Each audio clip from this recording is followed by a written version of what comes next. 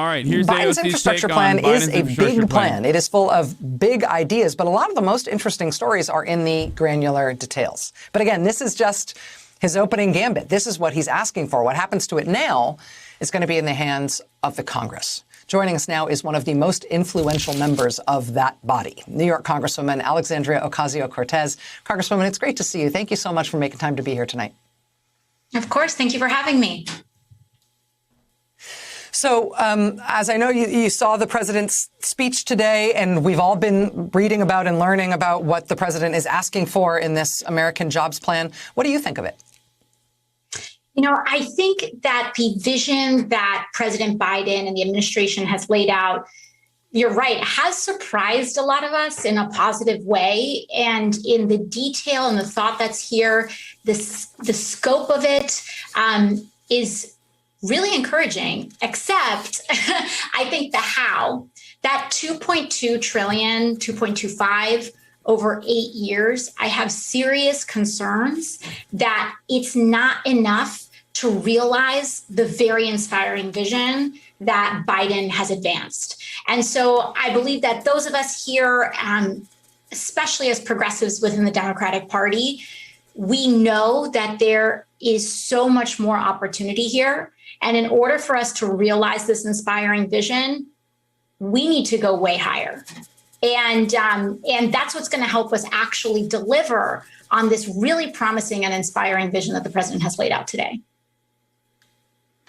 And when you say that it should be bigger, do you want the numbers associated with the things that the president says he wants done just to get bigger, just to do more of the things he's saying he wants to do? Or are there whole new categories of policy that you'd like to see folded into this bill that aren't there now?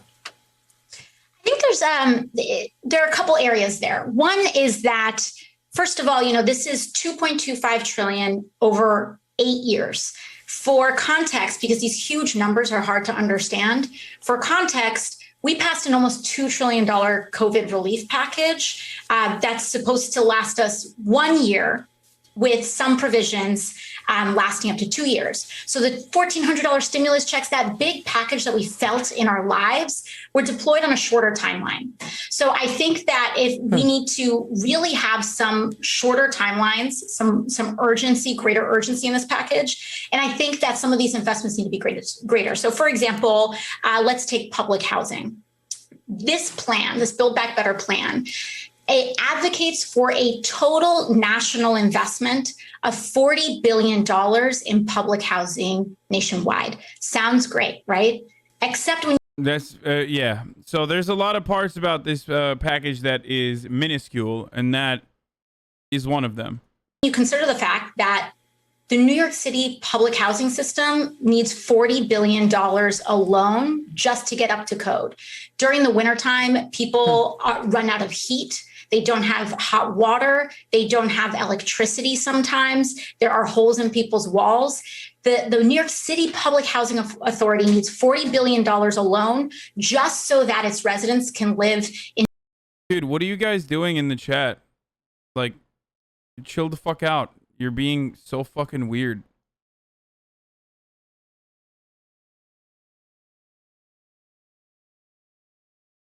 I don't know what you're doing. Like, stop being cringe, please. April Fools, right? Remember, you're just like mauling at random fucking people that you have created in your mind. Okay? In dignified housing because they've been underinvested in and starved, frankly, by Republican Congresses and in administrations for so long.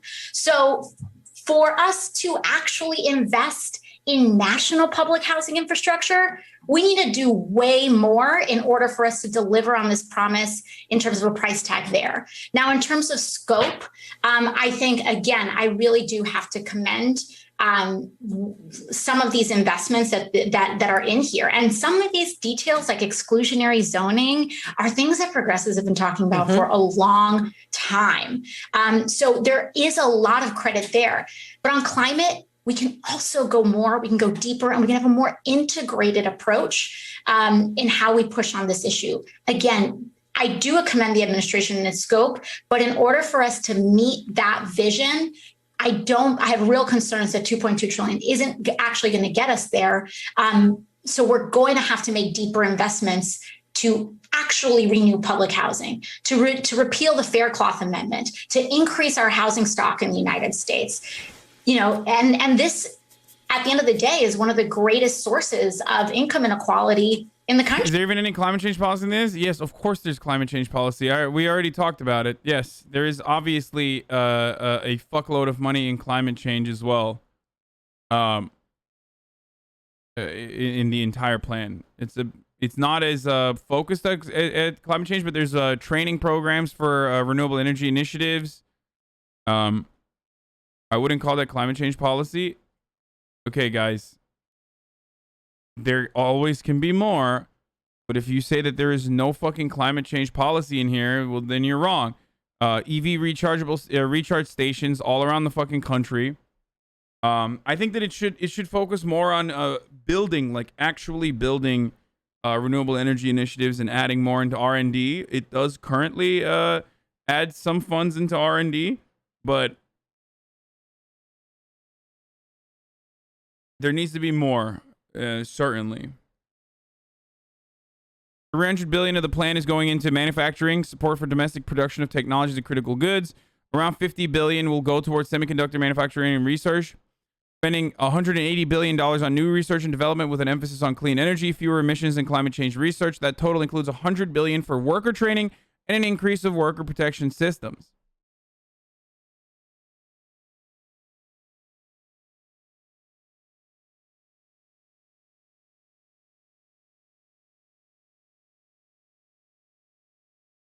Okay.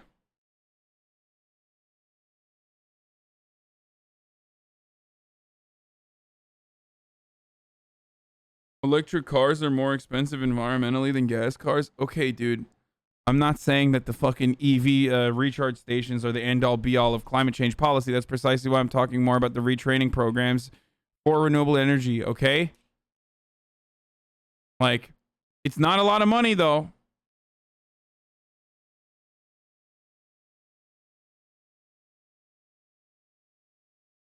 And I don't even believe what you're talking about as far as EVs versus gas cars.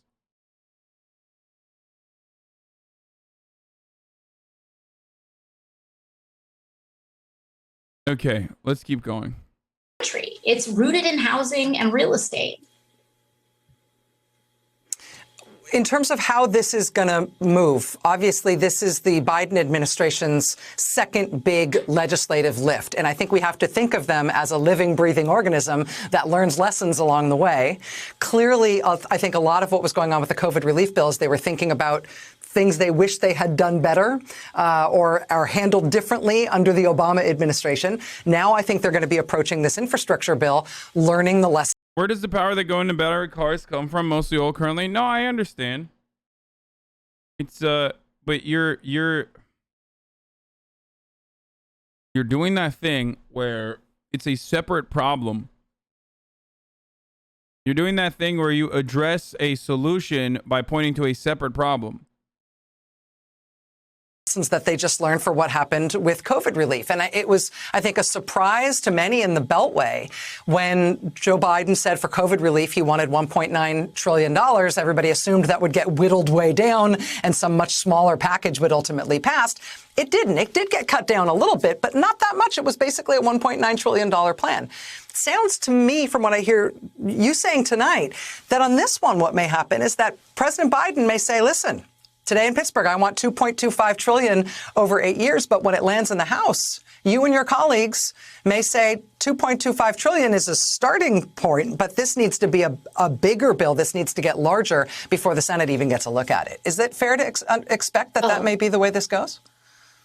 Absolutely. If we could wave a magic wand and the progressives in the House were able to name any number and get it through, which obviously isn't the case. But if we're looking at ideals and what we think is the actual investment that can create tens of millions of good union jobs in this country that can shore up our healthcare, our infrastructure, our housing, and doing it in a way that draws down our carbon emissions to help us get in line with the IPCC standards, we're talking about realistically $10 trillion over 10 years. And I know that may be an eye-popping figure for some people, but we need to understand that we are in a devastating economic moment. Millions of people in the United States are unemployed. We have a truly crippled healthcare system and a planetary crisis on our hands, and we're the wealthiest nation in the history of the world. So we can do 10 trillion. That is a thing of political imagination. However, even when you break it up into those two parts, what's important to remember is that this actually isn't just a progressive versus a moderate issue.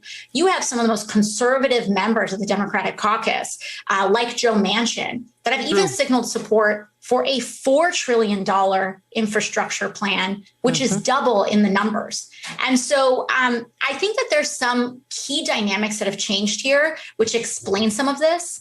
One is that there is a genuine built power in the progressive caucus within the Democratic Party, but also just progressive ideals in general in the country that...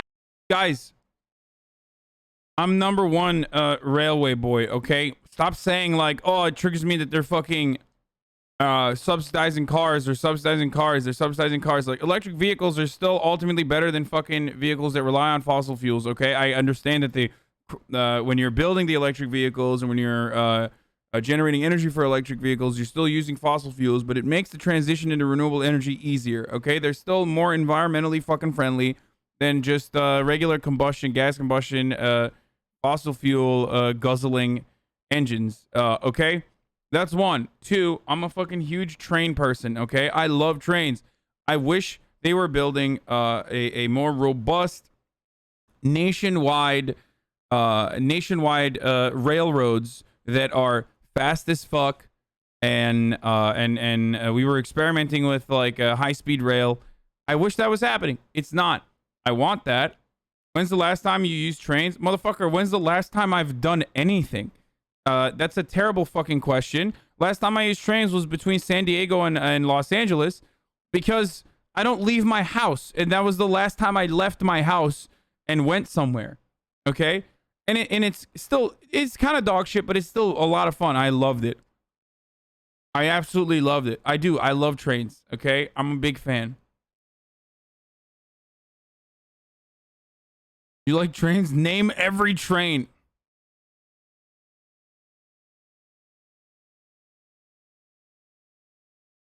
No, trains are fucking great. They're great. They're super great, dude. They are. They're cool as hell. They're way better for the environment. It's just never going to happen because the car manufacturers are far too powerful and have been for the entire history of like post-industrial revolution in the United States. So, lol, the guy who said that has never lived in a city before, metros are fantastic. Yeah, we don't really have a lot of that in Los Angeles. Don't get me started on this again. Remember when you almost missed your train with Daff and the Chip? I did miss my train with Daff. I had to go and rent a hotel room and stay the night and then wake up early as fuck in the morning and come back.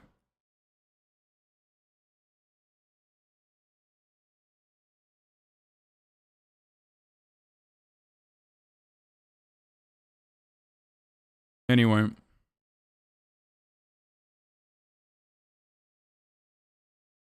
Metrobüse bindin mi? Bindim amına koyayım. That power has built very significantly, and we are in a fundamentally different political moment. But on top of that is that even when you look at what comprises more moderate views in the caucus, economic populism that works and centers working class people is popular. And I think Republicans kind of run on that aesthetic. And I think Democrats, they talk about it, but we actually are about it. So Democrats kind of run on the aesthetic low key as well, or high key run on the aesthetic and not really do anything.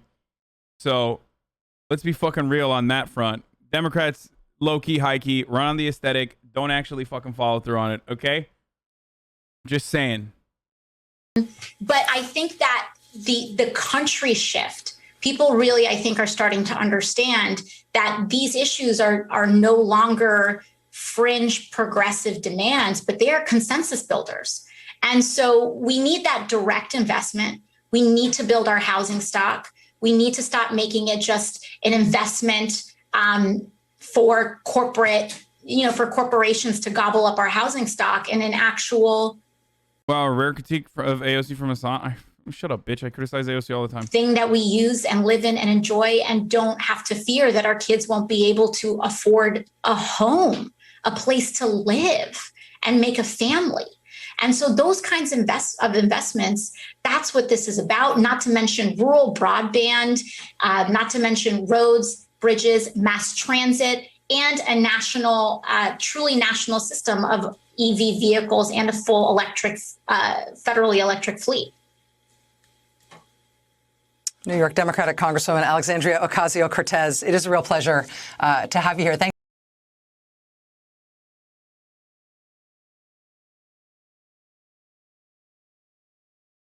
What? Crazy how you talk about how much a billion is when an individual creates a super valuable business like Amazon, but progressives wanting to print trillions and spend it inefficiently is not a lot of money, I guess.